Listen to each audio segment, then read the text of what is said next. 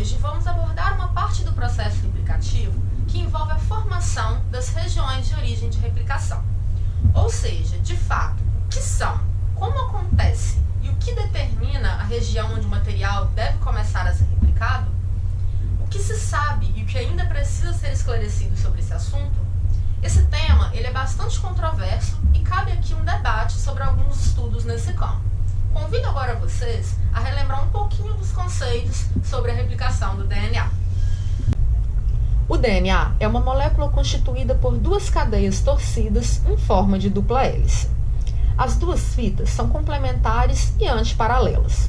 Cada fita tem uma extremidade 5' e outra 3', e essas características determinam como o DNA é replicado. A primeira etapa da replicação do DNA é a separação das duas cadeias realizadas pela enzima helicase, o que resulta na formação de uma forquilha de replicação. Uma vez separadas, proteínas ligadoras de fitas simples de DNA, chamadas proteínas SSB, se ligam às fitas recém-separadas, impedindo que a estrutura em hélice se forme novamente enquanto o DNA está sendo replicado. As cadeias separadas fornecem, cada uma, um molde para a criação de uma nova cadeia de DNA. A enzima primase inicia o processo inserindo um pequeno pedaço de RNA denominado primer, marcando o ponto de partida para a construção da nova cadeia de DNA. A DNA polimerase só pode adicionar bases de DNA em uma direção, da extremidade 5' para a extremidade 3'. Consequentemente, uma das fitas será sintetizada de modo contínuo, a chamada fita líder, enquanto a outra fita será sintetizada de forma descontínua.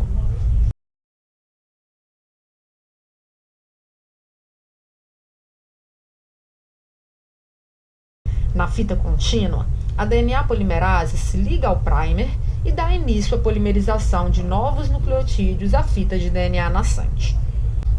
Por outro lado, na fita descontínua, a DNA polimerase sintetiza a nova fita em pequenos pedaços denominados de fragmentos de Okazaki. A polimerase 1, com função exonucleásica, retira os primers e a ligase une cada um dos fragmentos, e dessa forma o material genético foi duplicado.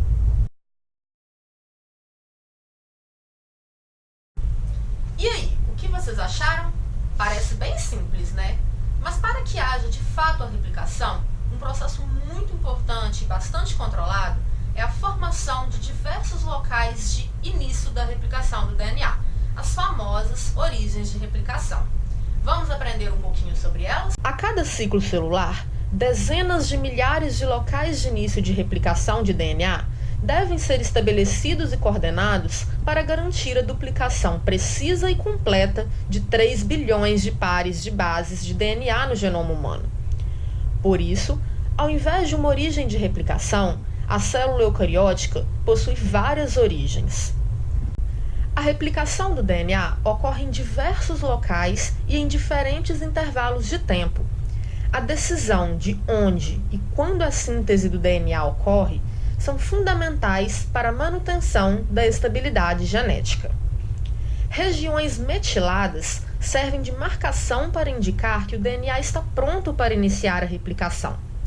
No estado semimetilado, a origem de replicação está ligada a uma proteína inibidora, chamada SEC-A, que bloqueia o acesso das proteínas iniciadoras à origem de replicação. Durante a fase G1, o complexo de reconhecimento de origem ORC se liga a origens de replicação selecionadas e recruta os fatores adicionais CDT1, CDC6 e a helicase MCM27. Juntas, essas moléculas formam o complexo pré-replicativo em um processo conhecido como licenciamento de origem.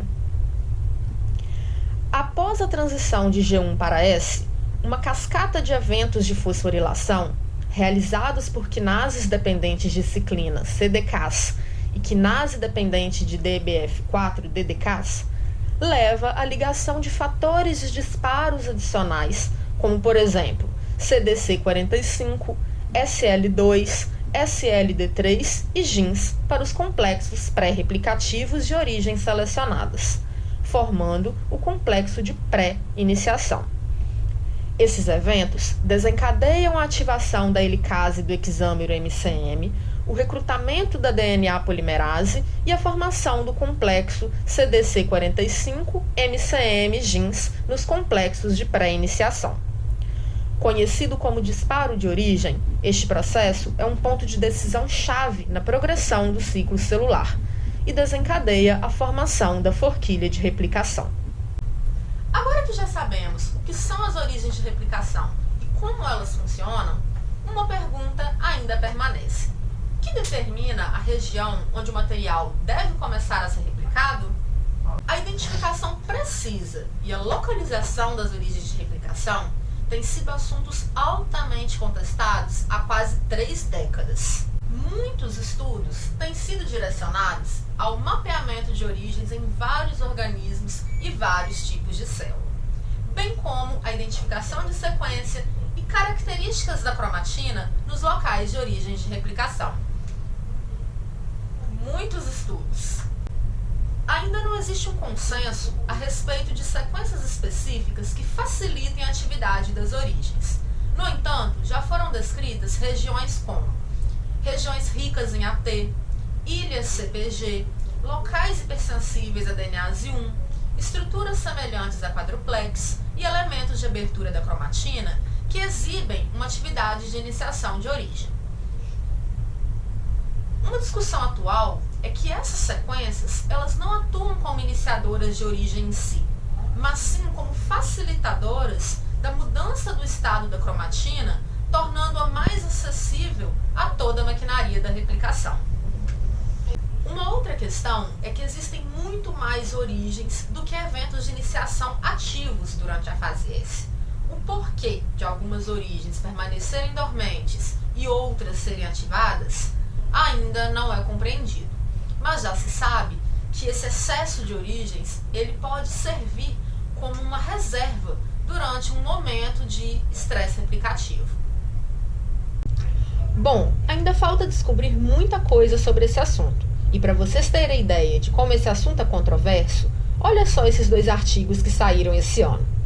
O primeiro diz que o início da replicação do DNA é acoplado ao início da transcrição, enquanto o segundo diz que as iniciações são amplamente excluídas das unidades de transcrição ativas. O legal é pensarmos que nenhum dos 2 trabalhos está certo ou errado, e por mais que os 2 mostrem diversas evidências que sustentem as suas conclusões, temos que nos lembrar que são trabalhos pioneiros e que com o aumento na pesquisa nessa área é que chegaremos a uma resposta. Em ciência, quando estamos no limite do conhecimento sobre algo, esses eventos são comuns. Calma aí, mas apenas um pode estar certo. Uma coisa que vem se solidificando em nossa cultura é a noção de que a ciência e a verdade são inseparáveis, de tal forma que se algo for cientificamente fundamentado, será inescapável da verdade. Mas talvez devêssemos pensar que mesmo algo sendo cientificamente fundamentado, ele pode não ser uma representação total da verdade, como por exemplo, no século XVII, Isaac Newton elaborou uma teoria segundo a qual a luz seria feita de partículas que colidem contra objetos e formam as cores, o que rivalizava com a história de Christian Huygens, onde a luz era feita de ondas. A teoria de Newton prevaleceu no século XVIII. Já no século XIX, com o aprofundamento dos estudos de interferência da luz, a teoria aceita passou a ser a de que a luz era uma onda. Mas a história não para por aí. No século XX, com o surgimento da física quântica, formulou-se uma teoria conciliatória, que é a preferida atualmente. Bom, é isso, pessoal. A ciência não para. Uma resposta nada mais é do que a porta de entrada para um novo questionamento. Afinal de contas, são as perguntas que movem o mundo. Até a próxima!